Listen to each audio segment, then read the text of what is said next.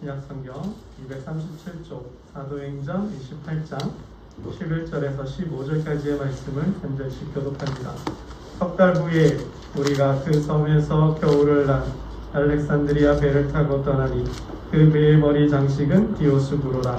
수라구사에 대고 사흘을 있다가 거기서 둘러가서 에기온에 이르러 하루를 지낸 후 남풍이 일어나므로 이튿날 보디올에 이르러 거기서 형제들을 만나 그들의 정함을 받아 이래를 함께 머무니라. 그래서 우리는 이와 같이 로마로 가니라. 함께 읽겠습니다. 그곳 형제들이 우리 소식을 듣고 아비오 광장과 트레이스 타베르네까지 맞으러 오니 바울이 그들을 보고 하나님께 감사하고 담대한 마음을 얻으니라. 아멘. 여러분 축구 보셨나요? 너무나 통쾌하고 너무나 시원했습니다. 정말 좋은 소식을 한국 대표팀이 전해주었습니다. 저뿐만 아니라 온 국민이 축구를 보고 감동받고 또 위로도 받았던 것 같습니다. 정말 한국 축구가 2023년을 꿈꾸게 한 것 같아요. 도전하게 한 것 같아요. 저 개인적으로는 그런 기운을 받았는데 여러분은 어떠신지 모르겠어요. 정말 할 수 있다, 하면 된다, 해보자. 아멘. 그런 용기를 얻었어요. 여러분 어떠신가요? 한국 축구가 16강 진출 확률이, 그러니까 마지막 포르투갈전을 앞두고 진출 확률이 9%였대요. 확률로 따지면 9%. 그러니까 가능성이 거의 없는 거죠. 그러니까 H조잖아요. H조 4개 팀 중에서 진출 확률이 가장 낮았대요. 가장 낮았대요. 그런데 진출했잖아요. 기적이죠. 아멘. 2002년 한일 월드컵 4강의 기적처럼 16강 진출은 기적에 가깝다 할 수 있을 것 같습니다. 정말 여러분, 이 축구가 정말 대한민국을 감동케 하고 또 위로하고 기쁨을 주었는데요. 또 꿈꾸게 하고 또 도전하게 했는데 우리 그리스도인의 삶도 그러한 삶이 되어야 합니다. 우리 그리스도인의 삶도 그러해야 한다는 거예요. 아멘. 여러분, 대부분 우리 아이들 빼고는 중장년, 인생의 중장년, 이 전반전이 아니에요. 우리는 후반전을 살고 있잖아요. 축구 경기로 비유해 본다면 전반전은 40대까지는 전반전이라 볼 수 있어요. 그리고 하프타임, 그죠? 하프타임 하고 작전 시간이잖아요. 그리고는 후반전을 뛰잖아요. 우리 후반전을 뛰고 있어요. 대부분 우리 5학년, 6학년, 우리 어르신들은 뭐 7학년, 8학년, 9학년도 계신데 이제 우리는 이제 후반전을 살면서 인생을 이제 마무리하고 정리하는 시기에 있다라는 거예요.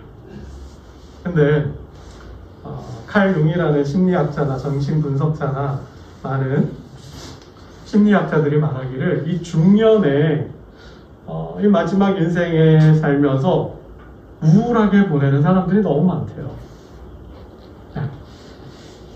왜 그런가 봤더니 내가 지금까지 뭐하고 살았나 하더라는 거죠. 내 인생이 왜 이렇게 허무한가 라는 생각을 했다라는 거죠. 이제 인생의 후반을 중장년기를 보내면서 지나온 삶을 돌아보잖아요. 모든 사람이 그렇거든요. 저를 비롯해서 5학년, 이제 6학년, 7학년쯤 되면 이게 과거에 살아온 삶을 돌아보게 된다는 거예요. 이건 뭐 자연스러운 거예요. 모든 사람이 그렇게 돼요. 그러네.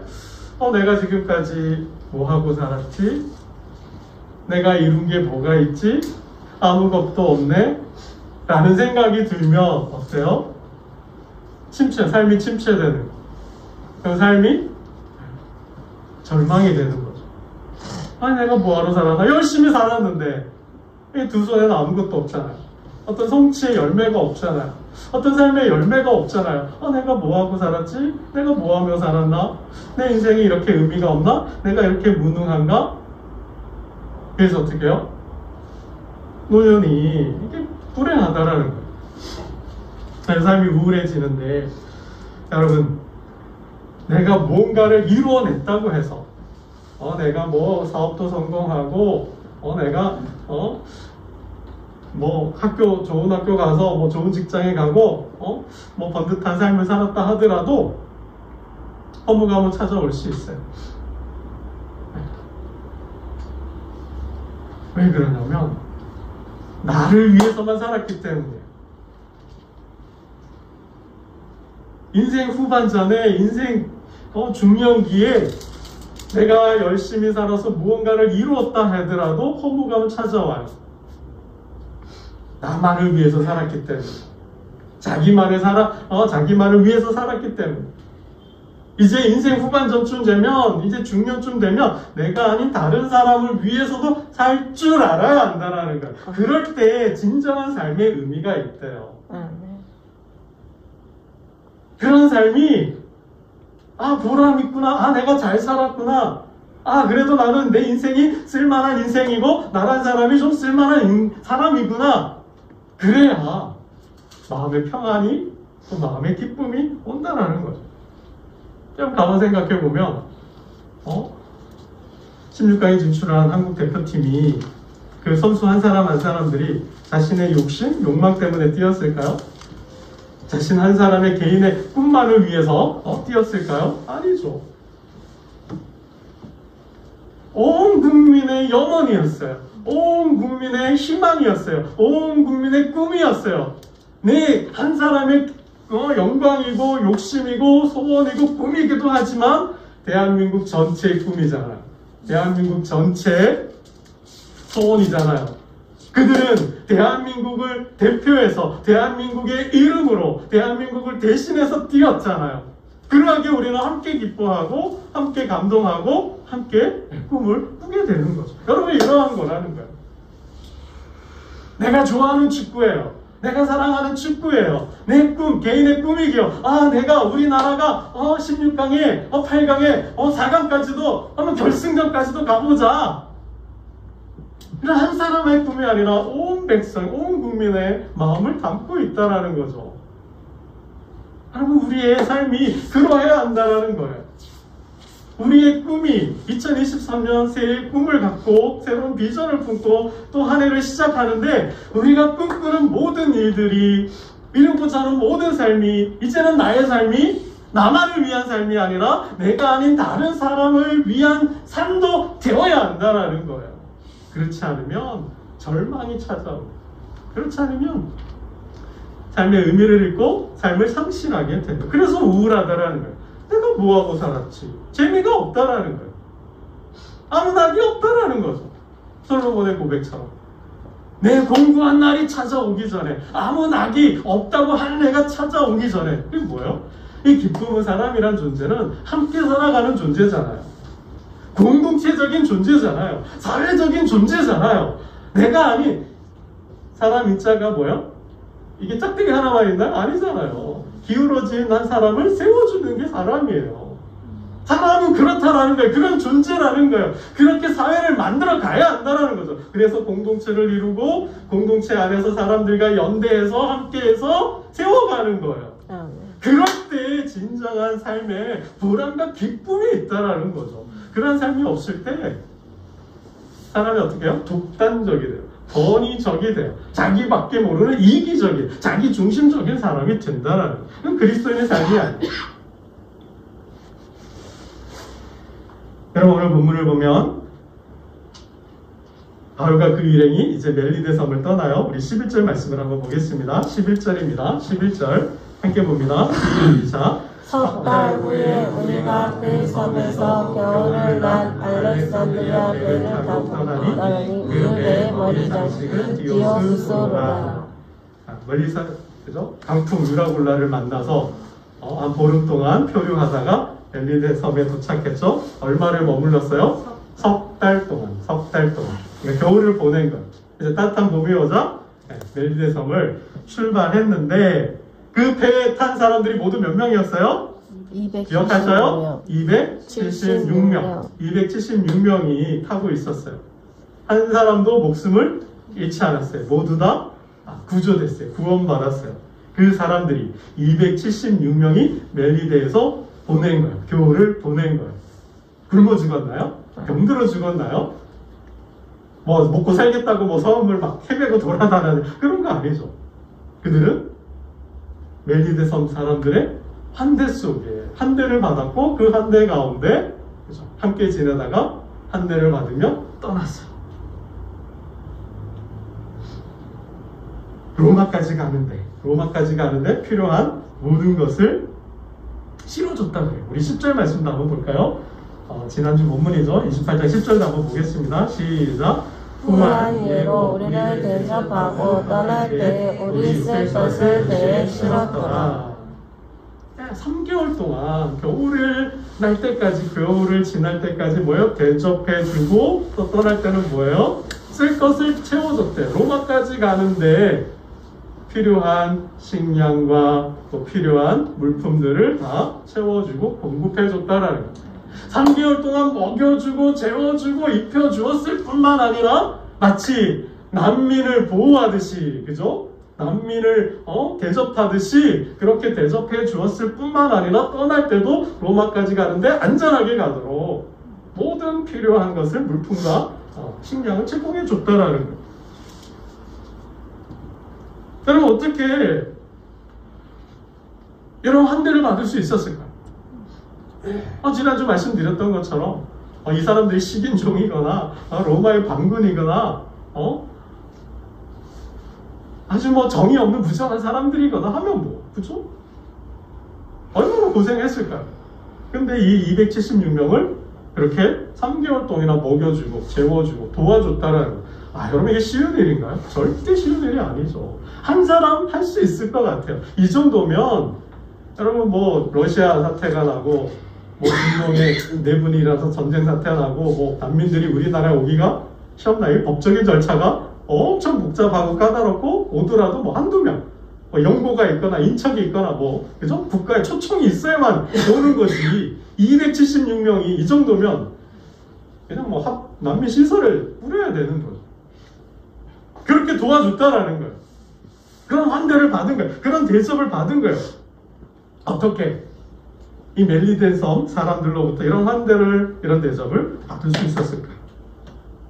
여러분 9절이에요. 9절. 우리 9절을 한번 봅니다. 28장 9절입니다. 28장 9절을 보겠습니다. 시작. 대낮으로 섬 가운데 다른 병든 사람들이 와서 고침을 받고 뭐 했어요? 많은 사람들이 고침을 받았대요. 많은 환자들이 도움을 받았대요. 그들의 병이 치료가 되었대요. 여러분 여기서 고쳐주었다는 말은 의학적 용어예요. 의학적 용어로 의술로 고침을 받았다라는 거예요. 여러분 이 바울의 일행 중에 바울의 안전과 건강과 신변을 도와주는 사람이 동행하고 있죠. 누구예요? 의사 누가가 동행하고 있어요. 그럼 이 의사 누가가 뭐예요? 많은 병자들을 고쳐주었다는 의미가 되는 거예요.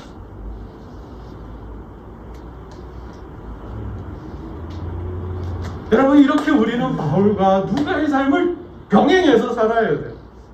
바울과 의사 누가의 삶을 동시에 살아야 돼요. 하나님께서 저와 여러분에게 주신 은사가 있어요. 달란트가 있어요. 재주가 있어요. 어떤 능력이 있어요. 하나님께서 저와 여러분에게만 주신 은사가 달란트가 있다라는 거예요. 마치 예수님께서 제자들에게 보내실 때 뭐예요? 달란트를 주셨다 그러잖아요. 나에게만 주신 독특한 영적인 체험들이 있어요. 그 하나님의 사건들이 있어요. 이건 뭐예요? 다른 사람에게는 없는 능력, 다른 사람은 경험해보지 못한 그러한 체험들을 통해서 뭐예요? 사용하라는 거죠. 도우라는 거죠. 나누라는 거예요. 여러분 이게 우리들의 삶이라는 거예요. 그리스도인이 살아야 하는 삶이라는 거예요. 여러분 이제는 우리 그리스도인들은 돌봄 제공자가 됐어요. 돌봄 받았으니 내가 받은 돌봄을 돌려주는, 갚는 제공자가 되어야 한다라는 거예요. 여러분 이제 좀 한 차원, 한 단계 높은 삶을 살 수 있어야 돼요. 언제까지 어린아이 자리에 머물면서 어린아이처럼 땡깡 부리고 고집 부리고 원하는 거 안 준다고 갖고 싶은 거 안 주고 먹고 싶은 거 안 주고 입고 싶은 거 안 주고 한다고 해서 떼쓰고 그냥 막 이런 어린아이가 아니라 이제는 뭐예요? 성숙, 성장. 신앙도 좀 이제 성장하고 성숙해서 뭐예요? 내가 받았으니까. 우리 부모님이 나를 그렇게 힘들게 마른 자리 진자리 눕히며 고생하면서 양육시켜줬으니 이제는 뭐예요?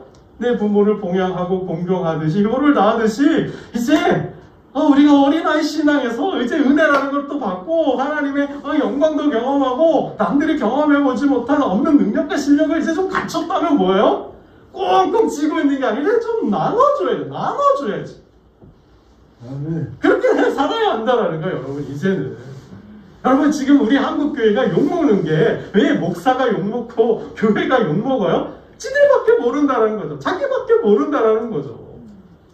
세상은 교회를, 목사를 그렇게 바라보고 있다라는 거예요. 이제는 좀 성숙했으면, 좀 이제는 좀 너희가 잘 살면 그래도 좀 우리보다도 다르다면 좀 더 도덕적으로 살고, 이제는 좀 가졌다면 이제는 좀 풀어서 세상으로 흘려 좀 보내고, 이제는 좀 너희가 많이 배우고 알았다면 그거를 좀 사회에 나눠주라는 거죠. 저는 우리 오늘 강승구 집사님 기도에 은혜 받았어요. 화물 연대 파업으로 인하여서 모두가 죽어가는데 가장 힘든 사람들은 오늘 하루 먹고 사는 사람들이잖아요. 빨리 하루라도 빨리 타결이 됐으면 좋겠어. 하여튼 조금씩 양보를 어떻게든 해야 되겠죠, 그죠? 한 발씩 물러나도. 어쨌든 간에 모두가 윈윈하는 그런 좋은 안을 마련해서 좋은 결과가 나와야 될 것 같아요. 아니면 진짜 이제는 기름도 동나고 중소기업들이 너무 어렵고 힘들대. 우리 그리스도인들이 있어서 모두가 힘들지만 고통을 분담하고 함께하는 그런 마음으로 이 어려운 사태를 잘 풀어갔으면 좋겠습니다. 아멘. 여러분, 그동안 한국교회는 회심을 강조했어요.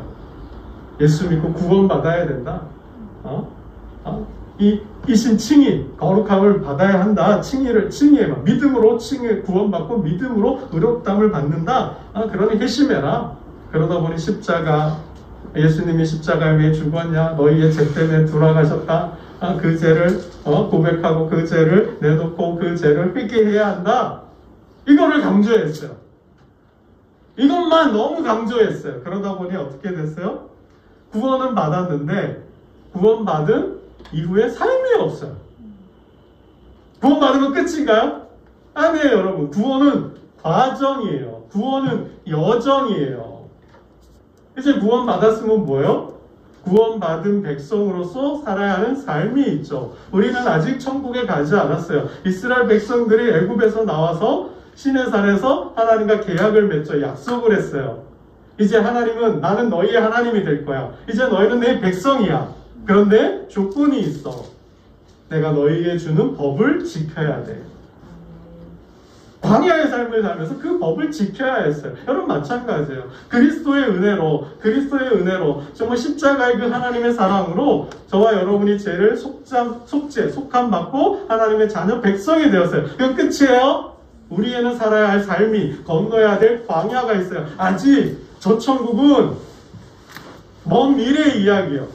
거기에까지 가려면 가야 할 광야의 삶이 있는 거죠. 이 삶 속에서 하나님의 법으로, 하나님의 말씀으로 살아내야 돼요. 여기에는 공격이 있어요. 유혹이 있어요. 도전이 있어요. 때로는 길도 보이지 않아요. 때로는 우리를 낙담케 해서 절망하게 해요. 이걸 넘어가려면 뭐가 필요해요? 말씀이, 은혜가 필요해요.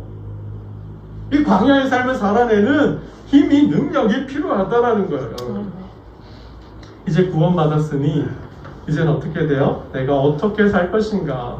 내가 하나님의 백성으로, 내가 하나님의 자녀로 이제 내가 어떻게 살아야지? 우리 집에서 우리 부부가 내가 이제 어떻게 남편에게, 내 아내에게 해줘야지? 우리 자녀에게는 어떻게 내가 신앙의 모습을 보여줘야 되지? 가정에서 또 일터에서 내가 하나님 맡겨주신 직장과 일터를 내가 어떻게 이제 경영을 하지? 내가 이 사업장을 통해서 어떻게 하나님 나라를 세우지? 내가 이 사업장을 통해서 어떻게 하나님께 영광을 돌리지? 여러분 고민하셔야 돼요.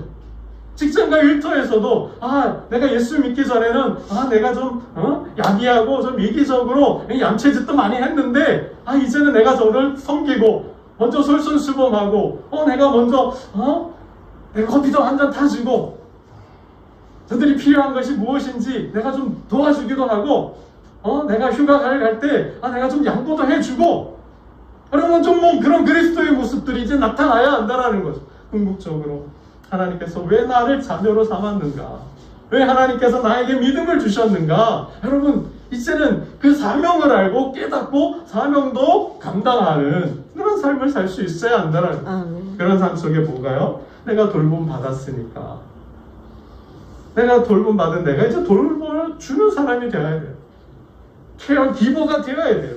내가 구원 받았으니 저 사람이 죽고 예수가 죽음으로 내가 구원 받았으니 내가 살아났으니 구원받은 내가 이제 구원해야 하는 거죠. 내가 죽었던 내가 살아났으니 이제 내가 다른 사람을 살리는 삶을 살아야 되는 거죠. 이게 뭐예요? 그리스도인의 삶이라.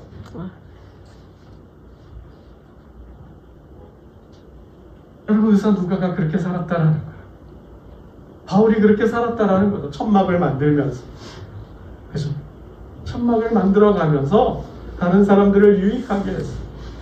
의사 누가가 배운 익힌 그 의술로 의학적 지식으로 많은 병자들을 도와주었어요. 예수 이름으로 도와준 거죠. 하나님 나라와 그의 영광을 위해서 도와준 거예요. 여러분 신약에 보면 대표적인 사람이 있어요. 나는 가진 게 없으니까, 나는 배운 게 없으니까, 아는 것도 없으니까. 근데 여러분 다비다라는 여인이 있잖아요. 다비다라는 여인. 그는 남편 없이 혼자 사는 여자예요. 근데 뭐예요? 자기와 비슷한 처지에 있는 사람들이 매일 모여서 뭐해요? 바느질로. 그 바느질로 속옷을 만들어요.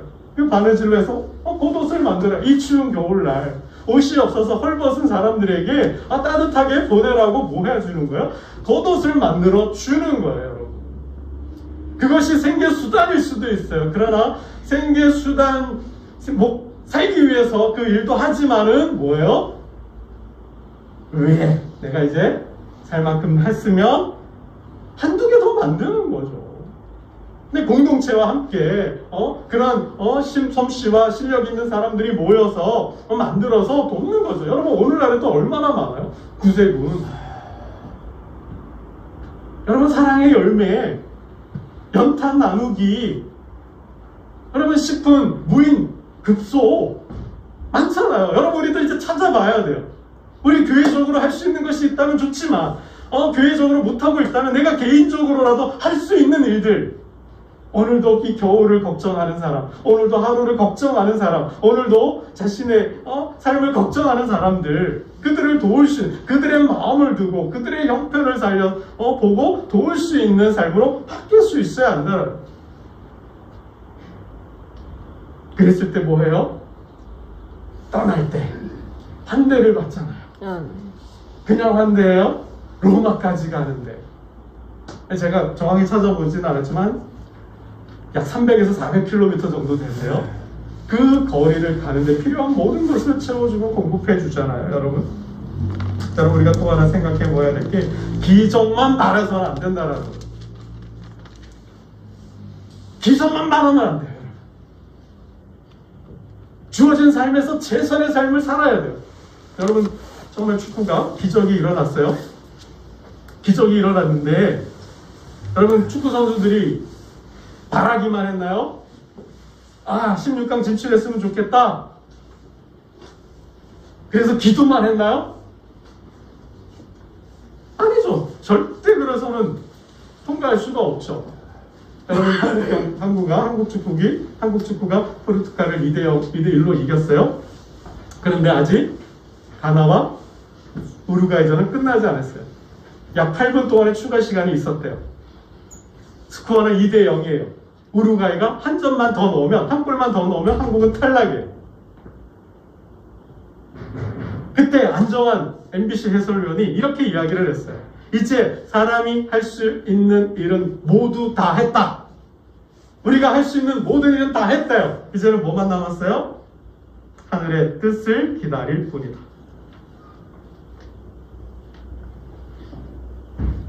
사람이 할 수 있는 일은 다 했다라는 거예요. 우리는 최선을 다했어요. 그래서 이겼어요. 근데 결과는 아직 나오지 않았어요. 하늘의 뜻에 달렸대요. 믿지 않는 자. 여러분 이거죠. 4년을 준비했어요. 4년을 준비했어요. 여러분 마지막 추가 시간 끝나기 전에 손흥민 선수가 그 먼 거리를 달려가면서 마지막 골대 앞에서 황희찬 선수에게 패스해 주잖아요. 이 들어갔어요. 그리고 경기가 끝났어요. 손흥민 선수가 땅을 치고 통곡하며 울었잖아요. 여러분. 여러분 그 눈물의 의미가 뭘까요? 슬퍼서 우울해서 기쁨의 눈물이잖아요. 이겼으니까. 내가 도움을 이기는데 기여를 하고 도움을 줬으니까. 근데 뭐예요? 여러분 그 눈물 속에는 뭐가 있어요? 이 승리와 이 영광을 위해서 4년 동안 고생했던 그 시간이 들어가 있잖아요. 그 아픔이, 그 고통이. 여러분 이러한 눈물은 아무나 흘릴 수 있는 눈물이 아니죠. 이러한 눈물은 아무나 흘릴 수 있는 눈물이 아니에요. 오직 누가요?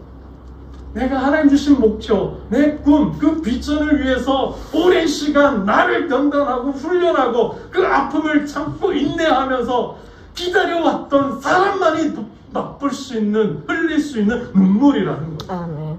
여러분 우리 그리스도인들에게, 우리 하나님의 백성들에게 나의 삶 가운데 이러한 통한의 눈물이 흘려본 적이 있냐라는 거예요. 여러분 이게 기도로만 가능할까요? 영어만 한다고 될까요? 아닌 거죠. 하나님 주신 꿈에 대한 확실한 염원과 그죠? 소망을 품고 나를 훈련하는 거예요. 강하게 하는 거죠. 연단하는 거죠. 그리고는 어떻게 해요? 도전할 때 그 뜻을 이루어낼 때 하나님 주시는 기쁨의 그 눈물이 있다라는 것이죠. 아멘. 여러분 다윗이 양을 치면서 사자와 곰과 싸울 때 기도만 했을까요? 매일 양을 쳐요. 우린 기도해요. 다윗이 아마 그랬을 거예요. 하나님 오늘도 무사히 하루를 보내게 해주세요. 양 한 마리 잃어버리지 않게 해주세요. 사자와 곰이 나타나지 않게 해주세요. 여러분 이렇게만 해서 양 칠 수 있을까요? 그럼 어떻게 해야 될까요? 기도해야 돼요. 양과 사자로부터 사자와 곰으로부터 내 양을 지켜주어 달라고 기도해야 돼요. 여러분 그러기만 하면 돼요? 아니죠. 어떻게 해야 돼요? 자기가 싸우잖아요. 하나님 만에 하나라도 사자와 곰이 나타나서 내 양을 물고 갈 때 사자와 싸울 수 있는 용기를 주세요. 내가 사자와 싸울 수 있는 힘을 주세요. 그러면서 뭐 했을까요? 여러분 골리앗과 싸울 때 정확하게 맞추잖아요. 얼마나 많이 훈련하고 얼마나 많이 연습했을까요? 그렇지 않고서는 이게 맞출 수가 없는 거죠.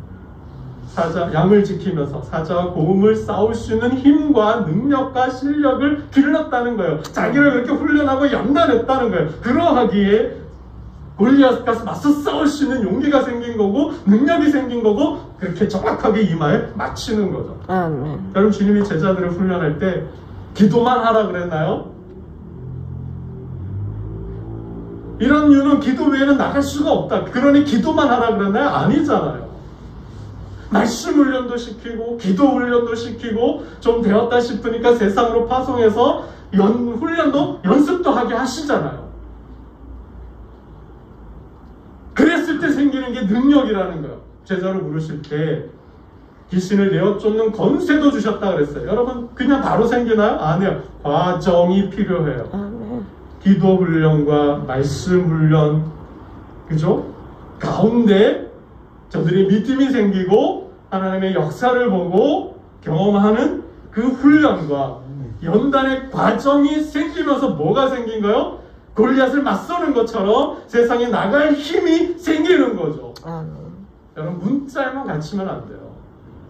제자들은 3년의 시간 동안 훈련하고 연습하고 연단했다라는 거예요.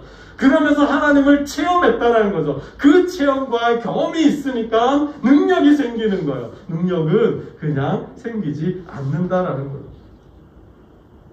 일만 시간의 법칙. 일만 시간의 법칙. 여러분 반드시 기억해야 돼요. 여러분 말씀을 맺겠습니다. 제가 이 말씀 안 드리려고 했는데 말씀드리고 싶어요. 제가 이제 3년째 상담 심리 공부를 하고 있습니다. 이제 한 1년 조금 더 하면 이제 논문을 쓰게 되면 박사학위를 갖게 됩니다. 제가 이 도전하게 된 이유가 있어요. 만학도가 되어서 늦게 공부를 시작한 이유는 이제 나도 누군가에게 좀 무언가가 되고 싶다는 생각을 했어요. 제가 50 반평생을 살면서 지나온 날을 돌아봤더니 뭐 한 게 없는 거예요. 내가 뭐 했지? 제가 부름받고 택감받아서 목사로서 교회를 하고 있지만은 제가 제 개인적으로 볼 때 아무것도 해놓은 게 없는 거예요. 정말 무언가 좀 하고 싶었어요. 정말 내 인생도 무언가 좀 남기고 싶었어요. 그런 생각이 들었어요. 그래서 제 집사람하고 우리 같이 공부해보자.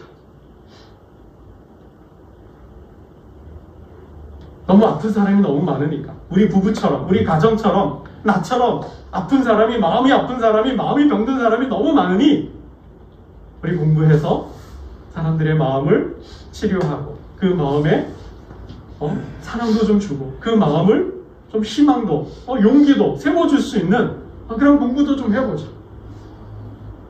더 나아가서 마음 치료자이지. 나아가서 영혼도 치료하는 그러한 사람이 되어보자. 이제 우리도 누군가에게 정말 무엇이 정말 우리가 이제도 남에게 무엇을 좀 도움을 주는 그러한 사람이 되고자 했습니다. 그래서 공부하기 시작한 거예요. 여러분 저를 위해서 우리 교회를 위해서도 기도해 주시고 이제 우리는 인생의 후반전 중년기를 살고 있어요. 여러분 내가 내 자신을 돌아볼 때 열매가 없다고 생각한다면 헛살았다는 생각이 들 거예요. 그럼 절망이에요. 그러면 남은 삶이 힘들어요. 언젠가 우리는 하나님 앞에 서게 되어 죽음을 통과하고 그때 우리는 죽음을 이기기가 너무 힘든 거예요. 여러분 예수님이 제자들을 찾아가셨어요. 왜 찾아가셨을까요? 저들은 나를 떠났는데 배신했는데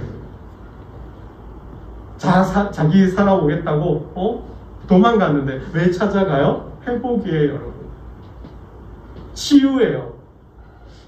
베드로가 주님 무슨 말씀이십니까? 다른 제자는 다 몰라도 저는 주님과 함께 하겠습니다. 지키겠습니다. 죽음이라도 내가 함께 하겠습니다. 근데 뭐요? 도망갔잖아요. 베드로에게 물어요. 베드로야 내가 나를 사랑하느냐? 주님 사랑합니다. 주님 사랑한다고요. 그렇지? 내 양을 먹여라. 내 양을 치라. 여러분 이제는 하나님 맡겨주신 양들이 있어요. 여러분 주변에 우리의 삶 가운데 내가 돌봐야 될 양이 있어요. 그 양 내가 이제 주님으로부터 돌봄 받았으니 이제 그 양을 이제 돌봐 주어야 돼요. 그럴 때 삶이 행복해요. 아멘.